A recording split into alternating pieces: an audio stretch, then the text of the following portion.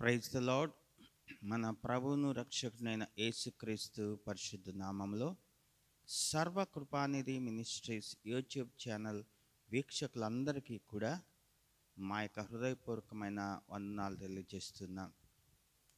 నా హృదయాంతరంగం నుండి పార్ట్ 1 మరి మీరు చూశారని నేను అనుకుంటున్నాను. ఇప్పుడు ఆ యొక్క నా హృదయాంతరంగం నుండి పార్ట్ 2 మేము మీకు అందిస్తున్నాం. ఈ యొక్క ఎపిసోడ్లో నా హృదయంలో ఉన్న మాటలు మీతో పంచుకోవడానికి ఈ యొక్క ఎపిసోడ్ని నేను రూపొందించి ఉన్నాను. ఒకవేళ మీరు నా హృదయాంతరంగం నుండి పార్ట్ 1 కానీ చూడకపోతే పర్లేదు, ఈ పార్ట్ 2 చూడండి. చూసిన తర్వాత మళ్ళీ పార్ట్ 1 కూడా చూడవలసిందిగా మిమ్మల్ని ప్రేమతో నేను కోరుతూ ఉన్నాను. చూడండి, మేము ఈ యొక్క ఛానల్ ప్రారంభించిన దగ్గర నుంచి మేము దాదాపుగా 17-18 వీడియోస్ మేము అప్లోడ్ చేసి ఉన్నాం. మరి మీరు ఇప్పటి వరకు ఆ వీడియోస్ అన్నీ కూడా చూశారు అని నేను నమ్ముతున్నాను. మరి మా యొక్క వ్యూవర్స్ మా సబ్స్క్రైబర్స్ అందరికీ ఒక మనవి, మీరు సబ్స్క్రైబ్ చేయటమే కాదు కానీ చూడండి. ఎందుకంటే ఇవి దేవుని యొక్క మాటలు. ఇవి మీరు వినండి, ఆశతో మీరు వినండి, సిద్ధపాటుతో మీరు వినండి. ఏదో ఏమంటారు పరధ్యాసతో వినద్దు. మీరు కొంత టైం స్పేర్ చేసుకొని ఈ యొక్క కార్యక్రమాలు మీరు చూడండి. మీరు మాత్రమే కాదు, మీరు చుట్టమే కాదు, మీ కుటుంబంలో ఉన్న వాళ్ళందరికీ కూడా చూపించండి. అంత మాత్రమే కాదు, మీ స్నేహితులకి, మీ యొక్క బంధువులకి ఈ వీడియోస్ షేర్ చేయండి. అలాగే వాళ్ళు కూడా ఈ ఛానల్ సబ్స్క్రైబ్ చేసేటట్టుగా మీరు చేయండి. ఈ యొక్క ఛానల్లో ఉన్న సంగతులన్నీ, విషయాలన్నీ కూడా మరి వాళ్ళకు కూడా ఉపయోగపడతాయి. సబ్స్క్రైబ్ చేసేటప్పుడు చాలామంది బెల్ ఐకాన్ ప్రెస్ చేయటం మర్చిపోతున్నారు. బెల్ ఐకాన్ అంటే ఒక గంట కనిపిస్తుంది. సబ్స్క్రైబ్ అన్న మాట నొక్కగానే ఒక గంట కనిపిస్తుంది, మోగుతున్న గంట. దాని మీద మీరు నొక్కాలి. నొక్కినప్పుడు మేము ఏ ఎపిసోడ్ ఎప్పుడు, ఏ ప్రోగ్రామ్ ఎప్పుడు అప్లోడ్ చేసినా మీకు వెంటనే మీ మొబైల్కి నోటిఫికేషన్ వచ్చేస్తుంది. అప్పుడు మీరు చూడొచ్చు. మేమండి ఎక్కువగా నా యొక్క ఆశ ఏంటంటే ప్రతిరోజు ఒక ఎపిసోడ్, ఒక కార్యక్రమం మీకు అందించాలి అని నేను ఎంతో ఆశపడుతూ ఉన్నా. అదే ఒక డైలీ బ్రెడ్ లాగా, లేకుంటే అనుదిన మన్నాలాగా అది మీకు ఉండాలని నా యొక్క హృదయపూర్వకమైన ఆశ. అందులో ఈ క్రిస్మస్ టైంలో ముఖ్యంగా మరిన్ని క్రిస్మస్ మెసేజెస్ మీకు అందించాలి అన్నది నా యొక్క తాపత్రయం. వీటి వలన మీరు ఆత్మీయంగా అభివృద్ధి పొందుతారు. అలాగే సేవకులైతే వాళ్ళు అనేక స్థలాలకు వెళ్ళి ప్రసంగాలు చేయటానికి మంచి మంచి టాపిక్స్ అనేవి మీకు దొరుకుతాయి. కాబట్టి ఇది ఇటు విశ్వాసులకి, అటు దైవ సేవకులకు కూడా మా యొక్క కార్యక్రమాలు ఉపయోగపడుతూ ఉంటాయి. మా యొక్క మెసేజెస్ అన్నీ కూడా ఉపయోగపడతాయి. నాకేమీ అభ్యంతరం లేదు. నేను చెప్పిన మెసేజెస్ వేరే ఎవరు చెప్పకూడదని నేను అనను. మీరు తప్పకుండా మీరు వాటన్నిటిని కూడా విని, సేవకులారా మీరు అవన్నీ నోట్ చేసుకొని మరి మీరు తప్పకుండా మీరు ఇతరులు అనేక చోట్లకు వెళ్తున్నప్పుడు ప్రసంగాలు చేయండి, తప్పలేదు. ఎందుకంటే బైబిల్ అనేది కాపీరైట్ కాదు, ఎవరికి, అందరికీ సంబంధించింది. నా ప్రసంగాలు కూడా నేను కాపీరైట్ పెట్టలేదు. ఎవరైనా కానీ నేను చెప్పిన వాక్యం వాడుకోవచ్చు. ఆ వాక్యాన్ని మీరు చెప్పచ్చు, లేదా ఆ వాక్యాన్ని ఎవరికైనా మీరు షేర్ చేయొచ్చు. అంత మాత్రమే కాదు, ఈ ఛానల్ గురించి ఎక్కువగా ప్రార్థన చేయండి. ఎక్కువగా ప్రార్థన చేసి ప్రార్థనతో ఈ యొక్క కార్యక్రమాలు చూడండి. మరి చూసిన వాళ్ళు ఆత్మీయంగా మీరు పొందిన మేలు, ఆశీర్వాదం మాతో పంచుకోండి. కామెంట్ రూపంలో మీరు తెలియచేయండి. లేదా నా యొక్క వాట్సాప్ నంబర్, నా ఫోన్ నంబరే వాట్సాప్ నంబర్, ఆ వాట్సాప్ నంబర్కి మీరు మెసేజ్ రూపంలో మీరు తెలియచేయండి. ఎందుకంటే నేను ఫోన్ చేయండి అని ఎందుకు నేను చెప్పనంటే, నేను అనేకమైన కార్యక్రమాల్లో పాల్గొంటూ ఉంటాను, వెళ్తూ ఉంటాను. కాబట్టి మీరు ఫోన్ చేసినప్పుడు మీ అందరి కాల్స్ కూడా నేను రిసీవ్ చేసుకొని చక్కగా నేను మీకు సమాధానం ఇవ్వడానికి కుదరకపోవచ్చు. ముఖ్యంగా నేను వాక్యం చెప్తున్నప్పుడు ఎక్కడైనా సరే నా మొబైల్ అంతా సైలెంట్లో పెడతాను. కాబట్టి అప్పుడు కూడా నేను కాల్స్ రిసీవ్ చేసుకోలేను. అనేక స్థలాలు ప్రయాణాలు చేస్తూ ఉంటాను. ప్రయాణాల్లో సిగ్నల్స్ సరిగ్గా ఉండవు కాబట్టి అది మీరు ఫోన్ చేసినా కానీ వ్యర్థమైపోతుంది. అది అంటే అందుబాటులో లేదని చెప్తూ ఉంటుంది. ఇలా రకరకాల ప్రాబ్లమ్స్ ఉన్నాయండి. అందుకనే మొబైల్కి కాల్ చేయకండి. మీరు నా మొబైల్ నెంబరే వాట్సాప్ నెంబర్ కాబట్టి మీరు పొందిన మేలు ఆశీర్వాదం దాంట్లో మీరు పెట్టండి, మెసేజ్ పెట్టండి, లేదా ఆ యొక్క యూట్యూబ్లో షేర్ చేయండి. యూట్యూబ్లో మీ కామెంట్స్ షేర్ చేయడం వలన అనేక మంది చూసిన వాళ్ళు కూడా ఆత్మీయంగా ఆశీర్వదించబడతారు. కాబట్టి ఈ యొక్క కార్యక్రమాలని మీరు అభినందించండి. మీరు ఈ కార్యక్రమాలు వింటున్నప్పుడు మీరు ఆత్మీయంగా మీరు ఆనందించండి. అలాగే ఇంకొక విషయం, ప్రతి సండే ఒక 2 సండేస్ నుంచి ప్రతి సండే మెసేజ్ వరకు మాత్రం మేము లైవ్ టెలికాస్ట్ ఇస్తూ ఉన్నాం, లైవ్ స్ట్రీమింగ్ ఇస్తూ ఉన్నాం. అయితే మేము ఇస్తున్నాం. అయితే ఆ యొక్క లైవ్ ఎవరికి ఇస్తున్నాం అనేది చాలామందికి తెలియదు. చూడండి, లైవ్ ఎవరికి ఇస్తున్నాం? మంచం మీద ఉన్న వాళ్ళు, బెడ్ రిడన్ అంటారు ఇంగ్లీష్లో. మంచం మీద ఉన్న వాళ్ళు, లేలేని వాళ్ళు, లేచి మందిరానికి వెళ్ళలేని వాళ్ళకి ఈ లైవ్ ఇస్తున్నాం. అంత మాత్రమే కాదు, హాస్పిటల్లో పేషెంట్స్ ఉంటూ ఉంటారు. వాళ్ళ తాలూకా వాళ్ళు కుటుంబ సభ్యులే కానీ బంధువులు కానీ వారి కోసం హాస్పిటల్లో ఉంటారు. మరి వాళ్ళ కోసం కూడా మేము ఆదివారం లైవ్ ఇస్తూ ఉన్నాం. అలాగే వయోవృద్ధులు కూర్చుంటే లేక, లేచి కూర్చోలేక, నడవలేక ఇబ్బంది పడుతున్న వాళ్ళ కోసం మేము లైవ్ ఇస్తూ ఉన్నాం. అంత మాత్రమే కాదు, మరి కొంతమంది యొక్క ఇళ్లల్లో చర్చికి వెళ్ళడానికి విడుదల ఉండదు. ఎందుకంటే ఇంట్లో ఎవరు రక్షించబడిన వాళ్ళు ఉండరు, వీళ్ళు మాత్రమే దేవుని ఎరిగిన వాళ్ళు ఉంటారు. ఆ ఇంట్లో వాళ్ళని బయటికి ఎక్కడికి పంపరు, ముఖ్యంగా చర్చి కంటే అంతకన్నా పంపరు. మరి ఇళ్లలో ఉంటూ చర్చికి రాలేని వాళ్ళు, విడుదల లేక రాలేని వాళ్ళ కోసం ఈ లైవ్ మేము ఇస్తూ ఉన్నాం. అంత మాత్రమే కాదండి, ఎమర్జెన్సీ డ్యూటీస్ చేసే వాళ్ళు ఉన్నారు. పోలీస్, ఫైర్, మెడికల్, అలాగే కొన్నిసార్లు రెవెన్యూ డిపార్ట్మెంట్, అలాగే కొన్నిసార్లు డిసాస్టర్ మేనేజ్మెంట్ డిపార్ట్మెంట్, అలాగే కొన్ని గవర్నమెంట్ ప్రైవేట్ ఆఫీసెస్ వాళ్ళు ఆదివారం ఆరాధనకి సెలవు ఇవ్వని వాళ్ళు, అంటే చర్చికి వెళ్ళడానికి సెలవు దొరకని వాళ్ళకి ఈ లైవ్ ఇస్తూ ఉన్నాం. అంత మాత్రమే కాదు, ఆర్మీ వాళ్ళు ఉన్నారు, వాళ్ళ కోసం కూడా లైవ్ ఇస్తున్నాం. అయితే లైవ్ అనేది స్టార్ట్ చేసింది ఇలాంటి వాళ్ళ కొరకు మాత్రమే అని గుర్తుపెట్టుకోండి. కొంతమంది ఏం చేస్తున్నారంటే, వాళ్ళు కావాలని చర్చికి వెళ్ళకుండా మేము లైవ్ ఇస్తున్నాం, లైవ్లో వాక్యం వింటున్నాం, ఎవరైనా దైవ సేవకులే కదా, మనం చర్చికి వెళ్ళినా అదే పాస్టర్ గారు వాక్యం చెప్తారు కదా అని ఇళ్లలో ఉంటూ ఆ లైవ్ చూస్తూ కాలాన్ని వెళ్ళబుచ్చుతున్నారు, చర్చికి వెళ్ళకుండా. చూడండి, కరోనా రాకముందు క్రమంగా చర్చికి వెళ్ళేవాళ్ళు. కరోనా రాగానే ఇక ప్రభుత్వం రూల్ పెట్టారు, ఏమనంటే అది ఒకరి నుంచి ఒకరికి వ్యాప్తి చెందుతుంది కాబట్టి మీరు ఎవరు కూడా చర్చికి వెళ్ళడానికి వీలు లేదు అని లాక్డౌన్ పెట్టారు. ఆ లాక్డౌన్ టైంలో ఇళ్లలో ఉంటూ పాపం చాలా ఇబ్బంది పడుతున్న వాళ్ళ కోసం దేవుడిచ్చిన ఆలోచన ఈ లైవ్ అనేది. మేము అప్పుడు స్టార్ట్ చేయలేదు అనుకోండి, మేము పెట్టి ఇంకా నెల కూడా అవ్వలేదు, ఒక 2 ఆదివారాలు అయిందేమో మేము లైవ్ స్టార్ట్ చేసి, 2 ఆదివారాలే అయింది. అయితే అప్పుడు అలవాటు పడ్డారండి, ఏది లైవ్కి అలవాటు పడి చాలామంది ఏం చేస్తున్నారంటే దేవుని యొక్క మందిరం మానేసి ఇంట్లోకి వచ్చని ఆ ఫోన్లో లైవ్ చూసుకుంటూ ఉన్నారు. నేను నా యొక్క ఎపిసోడ్స్లో దేవుని మందిరానికి వెళ్ళాలా వద్దా, వెళ్తే ఏంటి వెళ్ళకపోతే ఏంటి అని పార్ట్ 1 పార్ట్ 2 పెట్టాను, చూడండి. అప్పుడు మీకు అర్థమవుతుంది, మేము ఇంట్లలో ఉంటున్నాం, దేవుని యొక్క మందిరానికి వెళ్ళకుండా అసలు దేవుని యొక్క మందిరానికి వెళ్ళాలా వద్దా అని నీకే తెలుస్తుంది. కాబట్టి నేను 2 చేతులు జోడించి నేను మీకు మనవి చేస్తున్నది ఏంటిదంటే, ఇప్పుడు నేను చెప్పిన వాళ్ళ కొరకే లైవ్. అందుకని మిగతా వాళ్ళు వెళ్ళండి, నేనంటే అభిమానం ఉన్నవాళ్ళు, నేను చెప్పే ఆ యొక్క సందేశాలు వినాలనే ఆతృత మీకుందా? మీరు లైవ్ మిస్ అయినా పర్లేదు, 2 రోజులు ఓపిక పట్టండి, 3వ రోజు మీరు దీంట్లోకి అప్లోడింగ్ వచ్చేస్తుంది మీ యొక్క మొబైల్స్లోకి, చూడండి, నిరభ్యంతరంగా చూడండి. అయితే మేము ఈ లైవ్ టెలికాస్ట్ ఇస్తున్నాం, ఇలాగ రికార్డింగ్ చేసి ఇస్తున్నాం. చాలా టెక్నికల్ ప్రాబ్లమ్స్ మేము ఎదుర్కొంటూ ఉన్నాం. లైవ్ మేము ఇచ్చిన తర్వాత ఆ లైవ్ మెసేజ్ వచ్చి దీంట్లో పట్టడానికి 3 రోజులు పడుతుంది. ఒకటి, లైవ్ మేము స్టార్ట్ చేసిన తర్వాత ఇది ఆన్ చేయాలి అంటే, ఇది నేను మొబైల్తో తీస్తున్నానండి, మేము ఆన్ చేయాలి అంటే లైవ్, అలాగే ఆఫ్ చేయాలంటే కూడా మాకు తెలియక చాలా ఇబ్బందులు ఎదురుతున్నాయి.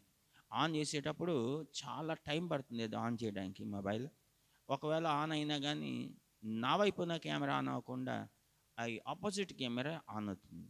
మళ్ళీ అదేం చేయాలో తెలియట్లేదు మా దగ్గర ఉన్న వాళ్ళకి. అది అటు నొక్కి ఇటు నొక్కి చాలా ఇబ్బందులు కలుగుతూ ఉంది. అలాగే ఆఫ్ కార్యక్రమం అయిపోగానే నేను ప్రార్థన చేసి ఆశీర్వాదం ఇవ్వగానే ఆఫ్ చేయడానికి కూడా కుదరడం లేదు. కాబట్టి ఈ టెక్నికల్ ప్రాబ్లమ్స్ మాకు ఎదురవుతూ ఉన్నాయి.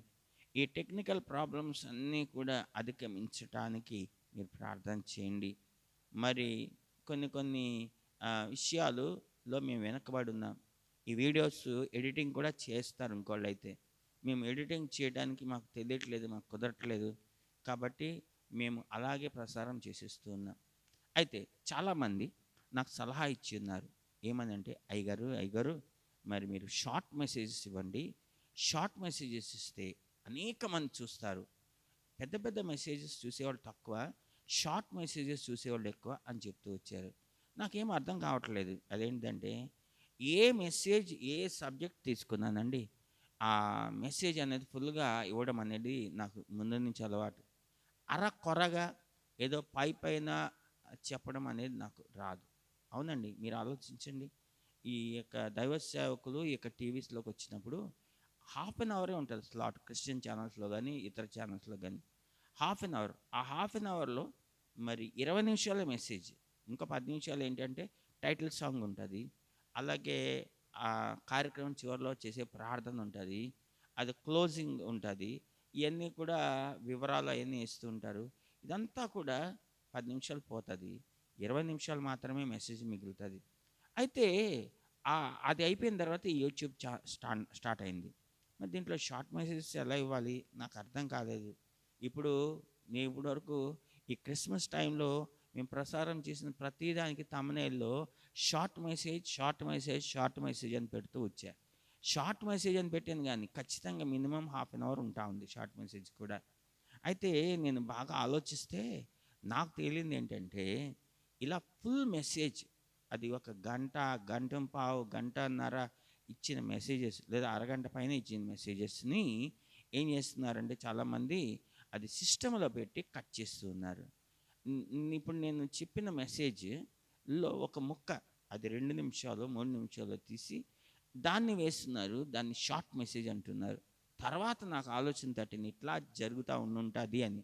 నిజమే, అలా చేస్తున్నారు కాబట్టి షార్ట్ మెసేజ్ తయారవుతున్నాయి. అయితే మేము అది మీకు అందించలేకపోతున్నాం, మేము చింతిస్తున్నాం. మాకు ఎందుకంటే టెక్నికల్గా మాకు తెలియదు. రెండోది, నేను ఈ యొక్క యూట్యూబ్ ఛానల్ స్టార్ట్ చేసిన దగ్గర నుంచి ఎక్కువగా నేను సంఘం యొక్క పునాది సిద్ధాంతముల మీద ఫోకస్ చేయాలి అనుకున్నాను. ఉదాహరణకి సంఘం యొక్క పునాది సిద్ధాంతాలు అంటే ఏంటి? చర్చికి ఎందుకు వెళ్ళాలి, చర్చికి వెళ్ళాలా వద్దా, ఆ మెసేజ్ చూడండి, అది చాలామంది చూసి ఉన్నారు. నా మెసేజెస్ అన్నింటిలో కల్లా అదే ఎక్కువ మంది చూసి ఉన్నారు అనేది ఒక సంఘం యొక్క పునాది సిద్ధాంతం. ఇంకా ఇలాంటివి చాలా ఉన్నాయి, నేను డీల్ చేస్తాను, చాలా ఉన్నాయి. దాని కొరకు మీరు ఎక్కువగా ప్రార్థన చేయండి. నేనండి రోజుకొక కార్యక్రమం అయినా అప్లోడ్ చేయాలని ఆశిస్తూ ఉన్నా. కానీ ఈ క్రిస్మస్ టైంలో అనేక చోట్ల అనేక కార్యక్రమాలు ఉండటం వలన, నేను పాస్టర్ అవడం వలన మరి నేను తప్పకుండా వెళ్ళాలి. చూడండి, మా యొక్క నియోజకవర్గంలో కానీ, మా యొక్క మా మండలంలో కానీ ఉన్న సేవకులు వాళ్ళ సంఘాల్లో కార్యక్రమాలు పెట్టుకుంటున్నప్పుడు ఒకరినొకరు ఆహ్వానించుకుంటాం అనేది అది ఒక పరిపాటి. ఒకరికొకరు సహకరించుకుంటాం అనేది ఒక అలవాటు అయిపోయింది. కాబట్టి దాని నిమిత్తం నేను వెళ్ళవలసి వస్తుంది. ఈరోజు కూడా నేను పొద్దుటే వెళ్ళి నేను సాయంత్రానికి చేరి ఉన్నాను. ఈ నైట్ టైంలో కూర్చొని ఇలాంటి ఎపిసోడ్స్ మేము రికార్డింగ్ చేసుకుంటూ ఉన్నాం.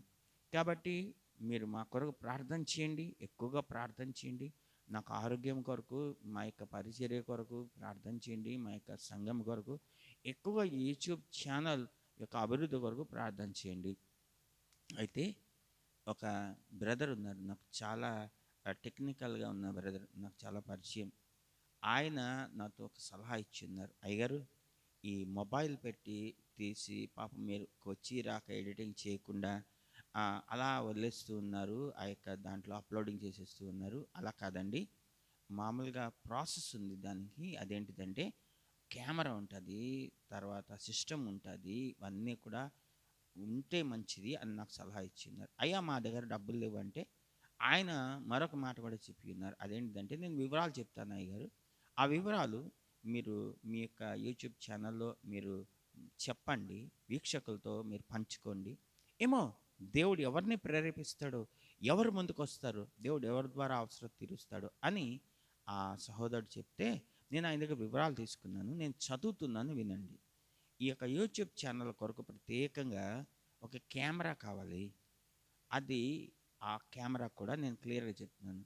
సోనీ Z150 లేకుంటే 200. మళ్ళీ చెప్తున్నాను, Sony company camera Z model అనమాట, Z150 లేదా 200. ఆ కెమెరా యొక్క ఖరీదు ఎంత అంటే 2 లక్షలు, కొత్త కెమెరా అయితే. దానికి ఒక స్టాండ్ కావాలి, ట్రైపాయిడ్ స్టాండ్ అంటారు. అది దాని యొక్క ఖరీదు ఒక 12,000 ఉంటుంది. దాంతోపాటు కెమెరా స్టాండ్తో పాటు బ్యాటరీ అని, ఇంకా బ్యాగ్స్ అని, ఇంకా రకరకాల యాక్సెసరీస్ అంటారు, కేబుల్స్ అవన్నీ కూడా, అవన్నీ కూడా ఒక 20,000 వరకు అవుతాయి. ఇది ఇది అంత మాత్రమే కాదు, ఒక ల్యాప్టాప్ ఒకటి కావాలి. ఆ ల్యాప్టాప్ ఎలాంటిదంటే గ్రాఫిక్ కార్డ్, గ్రాఫిక్ కార్డ్ ఉండాలి దానికి. దాని యొక్క ర్యామ్ 16 GB, 16 GB కావాలి. అది i5 ల్యాప్టాప్ అయి ఉండాలి with minimum 2 GB graphic card. చూడండి, i5 laptop with minimum 2 GB graphic card. ఇలాంటి ల్యాప్టాప్ కొనాలంటే 70,000 రూపాయలు అవుతుంది, కొత్తది కొనాలంటే. నేను మీకు వివరాలు చెప్తున్నాను, ఆయన దగ్గర కనుక్కొని చెప్తున్నాను. అలాగే ఒక క్యాప్షన్ కార్డు కూడా కావాలి, దాని యొక్క ఖరీదు 2,000. చూడండి, కెమెరా 2 లక్షలు, స్టాండ్ 12,000, యాక్సెసరీస్ 20,000, అలాగే ల్యాప్టాప్ 70,000, క్యాప్షన్ కార్డ్ 2,000. ఇవి చర్చ్లో ఉండే ఆ యొక్క చర్చ్లో ఉండవలసిన మేము అక్కడ ఉంచవలసిన ఎక్విప్మెంట్ అనమాట. ఈ యొక్క రికార్డింగ్స్, షూటింగ్స్కి, లైవ్కి అంతా కూడా అవి కావాలి. అలాగే నేను అనేక స్థలాలకు వెళ్తూ ఉంటాను. మరి అక్కడ నుంచి కూడా లైవ్ ఇవ్వాలన్నా లేదా రికార్డింగ్ చేయాలన్నా, అక్కడ నుంచి లైవ్ చేయొచ్చు, లేదా రికార్డింగ్ చేయాలన్నా ఒక 5G మొబైల్ కావాలండి. బయట ఇతర చోట్లకు వెళ్ళినప్పుడు కార్యక్రమాలకి ఆ 5G మొబైల్ యొక్క ఖరీదు 20,000. సో టోటల్గా ఈ బడ్జెట్ అంతా కూడా నేను లెక్క పెడితే 3,24,000 అయింది. అయితే ఇది కొనుబడి మాత్రమే. అవన్నీ కూడా గ్యాదర్ చేసి బిగించడానికి ఆ టెక్నీషియన్కి ఇచ్చే డబ్బులు కానీ, మేము వెళ్ళి అవన్నీ కూడా గ్యాదర్ చేసుకున్నానికి కానీ మొత్తం ఇంకొక 6,000 వేసుకుంటే 3,30,000 రూపాయలు ఈ యూట్యూబ్ పరిచర్య కొరకు మాకు అవసరమైన డబ్బులు. ఇవి నేను మీకు ఎందుకు చెప్తున్నాను అంటే, మీలో ఎవరైనా కానీ ప్రేరేపించబడితే మీరు ముందుకు రావచ్చు. నేను వివరాలు ఎందుకు చెప్పి ఉన్నానంటే, నాకు డబ్బులు ఇవ్వక్కర్లేదు. పోనీ నేను చదివిన వివరాలు ప్రకారంగా ఆ కంపెనీది ఆ ఐటము మీ అంతటా మీరే కొని తీసుకొని వచ్చి మీరు మాకు ఇవ్వచ్చు. నేను చాలా సంతోషిస్తాను. నేను దీని కొరకు మానక ప్రార్థన చేస్తూ ఉన్నా. అంత మాత్రమే కాదు, ఈ యూట్యూబ్ ఛానల్ యొక్క వీక్షకులందరి కొరకు ప్రార్థన చేస్తున్నా, సబ్స్క్రైబర్స్ అందరి కొరకు ప్రార్థన చేస్తున్నా, ముఖ్యంగా మా అవసరతల కొరకు కూడా ప్రార్థన చేస్తున్నా. ఇప్పటికే నేను యూట్యూబ్ ఛానల్ కొరకు కొంత పెట్టుబడి పెట్టిన వైఫై కనెక్షన్ తీసుకోవడానికి. అంత మాత్రమే కాదు, దీనికి ఏమంటారు, కేబుల్స్కి, అలాగే ఎక్విప్మెంట్ అంతటికి కొంత పెట్టుబడి పెట్టి ఉన్నా. నా రేంజ్లో నేను పెట్టుబడి పెట్టి ఉన్నా. కాబట్టి మిమ్మల్ని కూడా నేను మీకు పిలిపిస్తున్నా. దేవుడు మీరు ప్రార్థన చేయండి. దేవుడు మీకు ప్రేరేపిస్తే తప్పకుండా హెల్ప్ చేయండి. లేదా మీ బంధువులకి, స్నేహితులకి, మీరు ఇరుపరు వాళ్ళకి తెలియచేయండి. వాళ్ళనైనా దేవుడు ప్రేరేపిస్తే వాళ్ళను కూడా మీరు సిద్ధపరచండి. ఎందుకంటే ఒక ఆజ్ఞ ప్రభు ఇచ్చిన్నాడు. అదేంటిదంటే, మీరు సర్వ లోకమునకు వెళ్ళి సర్వ సృష్టికి సువార్తను ప్రకటించుడి. ఈ ఆజ్ఞ సేవకులు ఒక్కరికే కాదు, ప్రతి ఒక్కరికి దేవుడు ఇచ్చిన్నాడు. మీరు వెళ్ళలేరు, ఊదిగంతముల వరకు దేవుని యొక్క సువార్త ప్రకటించలేరు. పోనీ నేను వెళ్ళాలన్నా అది అసాధ్యం. కానీ యూట్యూబ్ అనేది ప్రపంచం అంతటికి వెళ్ళిపోతూ ఉంది. ప్రతి ఒక్కళ్ళు ప్రపంచంలో ఏ మూలన్నా ఈ ఛానల్ పేరు కొడితే ఈ యొక్క కార్యక్రమాలు చూడగలరు. కాబట్టి చూడండి, దీనికోసమే, ఈ ఉద్దేశంతోనే ఈ యూట్యూబ్ ఛానల్ నేను ప్రారంభించి ఉన్నాను. నేను ఇక్కడ కూర్చొని వాక్యం చెప్తే ఈ చర్చిలోకి వచ్చే ఆ కొద్ది మంది మాత్రమే దేవుని యొక్క మాటలు వింటారేమో. కానీ ఇది ఈ యొక్క యూట్యూబ్ ఛానల్ స్టార్ట్ చేస్తే ప్రపంచం అంతా కూడా దేవుని యొక్క వాక్యం వెళ్ళిపోద్ది. ఇక్కడ ఏ అభిషేకంతో అయితే నేను వాక్యం చెప్తున్నాను, అదే అనాయింటింగ్తో ప్రతి ఒక్కళ్ళు కూడా వింటారు. చూడండి, కనీసం కొద్ది మంది అయినా వాళ్ళు వాక్యం విన్న కొద్ది మంది అయినా వాళ్ళు మారు మనసు పొంది పాప క్షమాపణ బాప్తిస్మం పొంది వాళ్ళు రక్షణలోకి వస్తారు అని మా యొక్క ఆశ. ఇక్కడ చేసే పరిచర్యే కాదు, నేను బయటికి వెళ్తున్నప్పుడు బయట కార్యక్రమాల్లో చేసే పరిచర్య మాత్రమే కాదు, ఈ పరిచర్య వలన కూడా ఆత్మలో రక్షణ నా యొక్క ఉద్దేశం, నా యొక్క ఆశ, నా యొక్క తృష్ణ. అందుకని నేను ఇది ప్రారంభించున్నాను. ఇది మీకు కూడా చెప్తున్నాను. ఇది నా కోసం అడగట్లే, నా పిల్లల పెళ్లి కోసం అడగట్లే, లేకుంటే నా అవసరతల కోసం అడగట్లే. ఇది దేవుని యొక్క పరిచర్య నిమిత్తం నేను అడుగుతున్నాను. కాబట్టి ప్రార్థన చేద్దాం. కళ్ళు మూసుకోండి, మీరు ప్రార్థన చేసుకోండి. ప్రభువా, ఇప్పుడు చాలా విషయాలు మేము విని ఉన్నాం ప్రభువా. ఈ ఈ ఈ యొక్క విషయాలన్నీ కూడా నీ పాదముల దగ్గర సమర్పిస్తున్నాం. ఈ విషయాలన్నీ కూడా జరిగించండి, ప్రార్థన చేయండి. అవసరతలు తీర్చేవాడా నీకు స్తోత్రం అని ప్రార్థన చేయండి. ప్రార్థన చేద్దాం. అందరు దయచేసి స్థాయిలో వంచి కళ్ళు మూసుకోండి. మమ్మల్ని మిక్కిలిగా ప్రేమించిన మా పరలోకపు తండ్రి, నీ పరిశుద్ధ నామాన్ని వేలుకొల స్తుతులు స్తోత్రాలు చెల్లిస్తున్నాం. నా హృదయాంతరంగం పార్ట్ 2 ఈ దినమున ప్రభువా, నా హృదయాంతరంగంలో నుండి దేవా వీక్షకులతో నేను దేవా పంచుకున్న విషయాన్ని బట్టి స్తోత్రాలు. ఇవన్నీ కూడా మీరు చూస్తున్నారు, ఇవన్నీ కూడా మీరు వింటున్నారు. అవును ప్రభువా, మా యొక్క పరిచర్యకి, యూట్యూబ్ ఛానల్ పరిచర్యకి కావాల్సిన ఆ యొక్క అవసరాలన్నీ కూడా తీర్చండి. ఈ యూట్యూబ్ ఛానల్ పరిచర్య ద్వారా ఈ భూదిగంతములలో ఉన్న ప్రజలు మీరు దర్శించండి దేవా. ఎంతమంది అయితే ఈ యొక్క కార్యక్రమాన్ని చూస్తూ ఉన్నారో దేవా, మీరు వాళ్ళతో మాట్లాడిన స్తోత్రాలు. వాళ్ళలో గొప్ప ప్రేరేపణ కలిగించండి.